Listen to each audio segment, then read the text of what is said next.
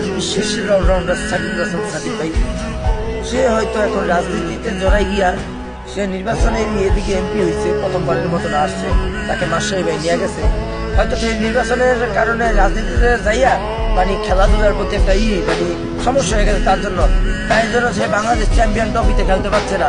এই যে আগামী 20 ফেব্রুয়ারি পদ্মনাভের চ্যাম্পিয়ন ট্রফিতে পাকিস্তানের মাটিতে, তো আমি মনে করি সাকিব ভাইকে খেলানো উচিত।